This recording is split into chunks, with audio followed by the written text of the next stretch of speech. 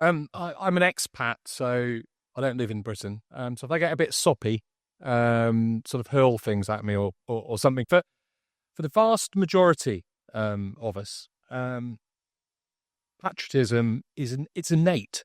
On the whole, we don't really need to think about it. It's part of the warp and the weft of everyday life. It's really, on the whole, just not an issue. It's just not a thing. I'm going to just very quick quote.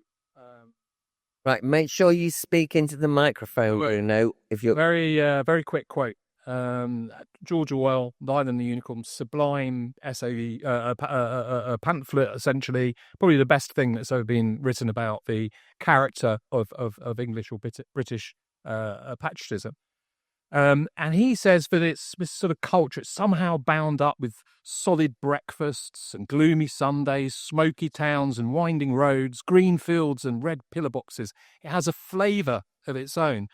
Moreover, it's continuous. It stretches into the future and the past. There is something in it that persists, as in a living creature. And above all, it's your civilization. It's you. However much you hate it or laugh at it, you'll never be happy away from it.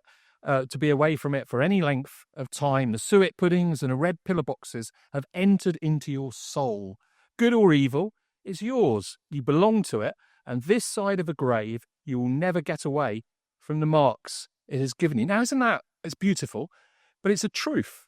That is the truth. I mean, that is what patriotism, that's what patriotism is. And what's really changed, and this is it's a really, really major shift. What is going on at the moment is an attempt to essentially eradicate that character, that way in which we live. And I'm going to talk more about that. When Orwell wrote this, he was writing about an external threat. He was writing 1940, 1941, and he begins it as I write, highly civilized human beings are flying overhead, trying to kill me. He was writing about an external threat to the very specific traditions and culture of the English British peoples. Now it's an internal. The attempt to eradicate the culture, the everyday lived experience of our lives is coming internally. It's coming from within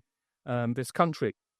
I just want to talk about flags very, very briefly, because it illustrates something quite profound in the shift. I don't know if anyone ever here watches Last Night at the Proms. I've always found it a bit naff myself, but if you look at photographs of Last Night of a Last Night at the Proms, going back 10 years ago, it's a sea of Union Jacks, the flag of St George, there's the old sort of Welsh dragon and saltire mixed in with there too, but it's an absolute sea of the British flags, and people are waving them, and there's Rule Britannia and all this kind of rather ghastly music from the Victorian imperial era. But you look at the pictures now, and it changed in 2017. It's a sea of blue.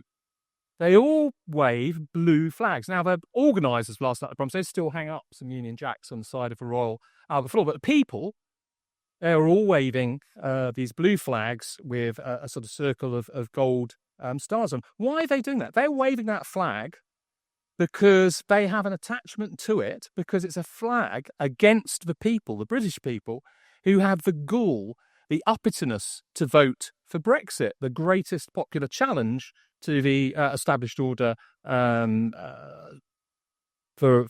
well over a century. That is a really profound. So flags, the meaning isn't in a flag. The meaning is in who waves it, and how the established order now regards Britain's people with contempt. So if a hoi polloi, if you or me want to wave a flag or hang it on a lamppost, that's probably racism, or it's litter, unless it's officially authorised by the great and good. So they still fly the flag at the cenotaph or above a royal palace, and quite right too. So obviously, British people, on the whole, we like a little bit of pomp. We like a little bit of pomp and ceremony. We like a bit of trooping of a colour, but we tend to see it as pomp and ceremony. It's not really patriotism as such. It's the kind of official state rituals and pomp. When we take it up unofficially, autonomously, that is the meaning. It's not the flags that are the problem. It's us. It's when we wave the flag. It's us waving the flag rather than the flags themselves.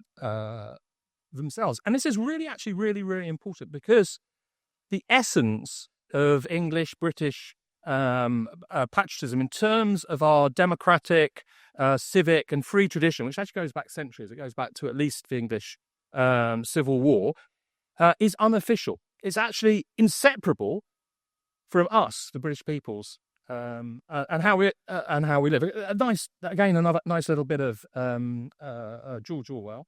All the culture that is most truly native centres around things which, even when they are communal, are not official. The pub, the football match, the back garden, the fireside, the nice cup of tea. It's the liberty to have a home of your own, to do what you like in your spare time, to choose your own amusements instead of having them chosen for you from above. The most hateful of all names in the English ear is Nosy Parker. And that's still, again, a profound truth.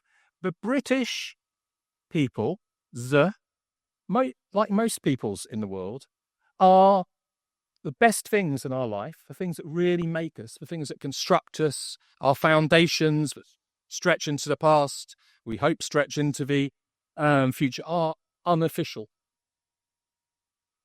And the ethics of the British peoples, which are profoundly secular, although they have distant roots in Christianity, and we have civic traditions going back to Hobbes, Locke, Burke, Paine, the English Civil War, the struggles for universal suffrage in the 19th century.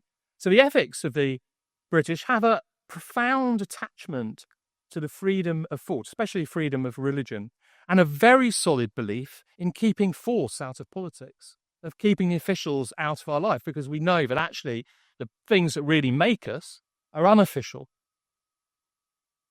In fact, if you think about it, throughout British history, and this is almost unique in the European context, there's never been popular support for fascism or another totalitarian political ideology, such as Stalinism. To the extent it has existed, it has always existed in the power worship of the intelligentsia, who were prone to Stalinism, prone to fascism, and who now embody the sort of multiculturalist, globalist ideology. And unfortunately, they're often at the commanding heights of the state. And one of the most disturbing things about the culture war against the unofficial patriotism and lived life of the English and British peoples is how force has been reintroduced into these unofficial spheres. So when the police come knocking at your door, it's because of the conversations you've been having on a WhatsApp schools group. Schools are very important. It's a place where people come together. It's for generational. It's for the generational continuity. And if you look at the real essence of the culture war against patriotism, it is to reintroduce the question of force, and force is another word for violence, because it can become violence, back into how we conduct our relationships with each other. British patriotism is our love of the unofficial. The British state patriotism can be summed up, is it one word, two words, in the Brick Card app? I'll leave it there.